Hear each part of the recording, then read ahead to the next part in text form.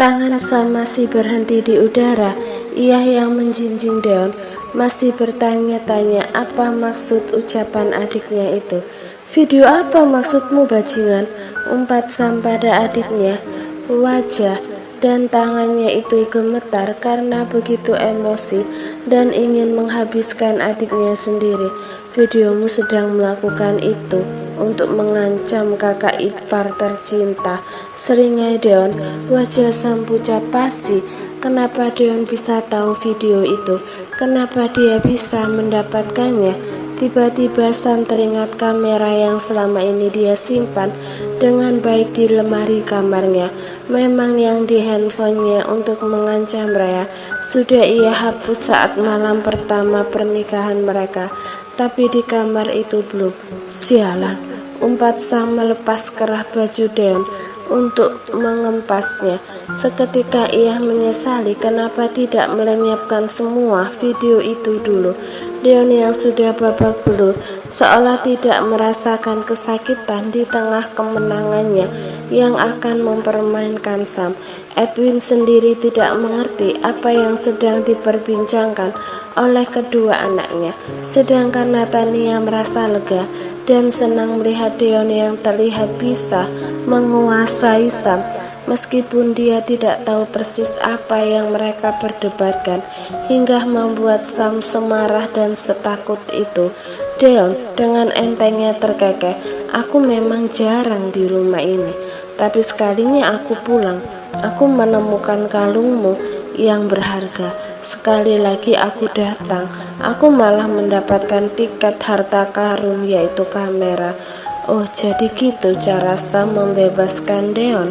Luar biasa, pantas wanita itu menurut saja, seringnya Deon. "Tutup mulutmu, Deon," bentak Sam dengan emosi berapi-api. "Kau yang sekarang harus tutup mulut dan menurut dengan ucapanku atau video itu akan tersebar.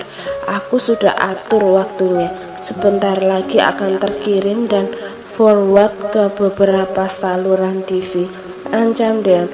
Sam menelan ludahnya pahit. Ia baru sadar ternyata selama ini dia memang seteledor itu. Mulai dari kamarnya yang dimasuki Deon, Wilona, dan kini barang-barangnya pun digeledah oleh Deon. Padahal jelas-jelas ia memasang CCTV di sana, namun tidak pernah ia periksa. "Apa maumu?" tanya Sam geram. Ia sudah tahu pasti tujuan adiknya itu, mengancam dan menekannya seperti itu. Dan ia sudah tahu kalau tujuannya hanya satu, pasti harta, perusahaan, dan rumah ini. "Jawab Deon." "Jangan gila kau," bentak Sam. Deon terkekeh. "Oke, video itu akan tersebar," ucapnya enteng. Natania mengulas senyum di wajahnya. Ia tidak khawatir dan takut lagi pada nasib Deon, karena ia melihat poin yang berbalik saat Sam menanyakan keinginan Deon. "Deon," bentak Sam geram. Ia ingin sekali membunuh adiknya itu. Sabar." Deon mundur dan mengangkat kedua tangannya ke arah Sam. Ia merogoh sakunya dan mengambil handphonenya dari sana. Lalu ia menunjukkan email dan lampiran pada Sam. Lalu terlihat daftar-daftar penerima di sana. "Jangan lakukan itu," Sam mencegah. "Perusahaan dan rumah ini," ucap Deon menyeringai. Oke, Sam mengalah. Tidak ada yang bisa dia lakukan sekarang selain menuruti ucapan adiknya yang kurang ajar itu. Ia tidak ingin Raya menghadapi kepahitan yang semakin dalam karena video itu. Belum lagi istrinya itu belum 100% sembuh dari traumanya. Deon semakin menyeringai. "Bukan cuma itu, Mama mau apa?" tanya Deon. Natania menatap Deon dengan bangganya. Apa maksudnya, Deon?" tanyanya semeringah. Deon terkekeh. "Mama mau apa? Sam pasti akan menuruti apapun permintaan kita," ucap Deon. "Sekarang hapus video itu cancel pengiriman video itu, ucap Sam. Tidak semudah itu. Sebelum hitam di atas putih, sebelum nama pemilik perusahaan dan rumah ini berganti menjadi namaku, ucap Deon menyeringai. Deon, bentak Edwin. Natania dan Deon menatap Edwin. Apa-apaan kamu, Deon? Kamu gak akan bisa menjalankan perusahaan, bentak Edwin. Papa diam saja, balas Natania membentak suaminya. Edwin terdiam. Sam menghela nafas panjang. Tidak mengejutkan jika memang ibu dan adiknya itu bersikap seperti itu, karena Sam pun sudah tahu dan mengerti jiwa keduanya. Andai dari dulu dia membuang mereka semua ke jalanan tanpa memperdulikan nama baik Winston, sudah pasti semua ini tidak terjadi seperti sekarang. Oke, kalau aku memberikan semuanya untukmu, apa jaminan untukku kalau kau sudah menghapus video itu keseluruhan tanpa ada masalah dan ancaman tentang video itu suatu saat nanti, baik darimu juga orang lain, gumam Sam. Deon kembali terkekeh. Ia melipat kedua tangan di depan dada dengan jumawa. Ia mengangguk-angguk menatap mata Sam yang berapi-api menatapnya. Kita buat surat perjanjian. Kau ada kuasa hukum kan? Kita buat perjanjian kalau sampai video itu masih ada dan tersebar baik dariku ataupun dari orang lain, kau bisa mendapatkan kembali perusahaan dan rumah ini. Seringnya Deon, cancel semua pengiriman video itu sekarang. Besok aku akan berikan semua apa yang kau minta, gumam Sam. Ia membulatkan tangannya, namun tidak bisa berbuat apa-apa. Deon terkekeh. Ia pun bertepuk tangan lalu membuka kedua tangannya lebar, lalu berputar. Ia mendongak dan kesenangan mendapatkan kemenangannya. Yah, akhirnya Deon akan menjadi bos, akan menjadi tuan Winston.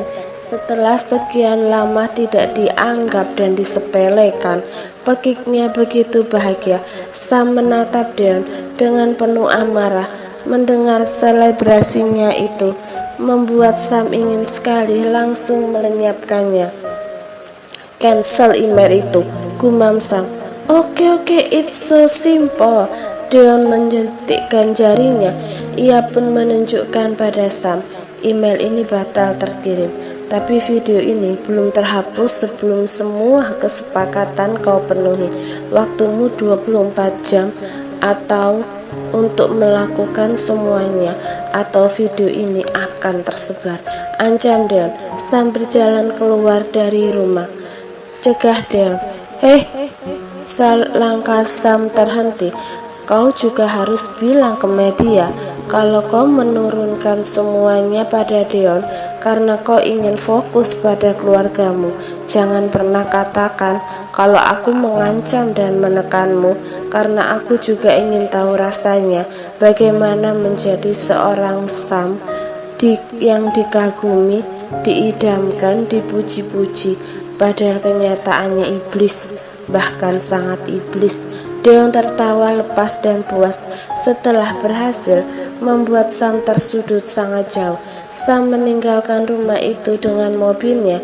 Ia merasa apa yang ia lakukan pada Rea terjadi pada dirinya. Sementara itu, di rumah, Rea kedatangan tamu yaitu Pak Riko. Pak Riko, Sam sudah pergi sejak tadi. Dia bilang dia memang mau ke kantor. Rea menjelaskan pada Pak Riko yang menanya suaminya. Tapi Pak Sam belum ada sampai di kantor sejak tadi, Bu, ucap Riko. Seketika perasaan Rea tidak enak, namun ia masih mencoba berpikiran positif.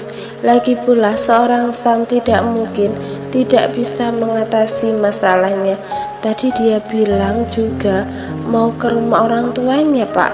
Atau mungkin ada rapat yang harus lebih dulu dia temui pagi-pagi, tanya Rea. Riko terdiam. Ia menggeleng. Setahu saya jadwal Pak Sam hanya ada jam 10 ini, Bu. Dan ini sudah hampir genap jam 10. Handphone Pak San pun tidak bisa dihubungi. Jelas Riko, Sam mengusap wajahnya kasar di dalam mobil. Ia benar-benar sangat takut kalau dia harus menerima karmanya cukup dari Rea. Jangan sampai Rea lagi yang akan menanggung semua ancaman dan menjadi korban lagi. Apa yang harus kulakukan? Geram Sam. Tentu ia tidak ingin Rea kembali pada ketraumaan panjang dan ketakutan di mana harga dirinya menjadi taruhan dan ancaman. Daun bajingan.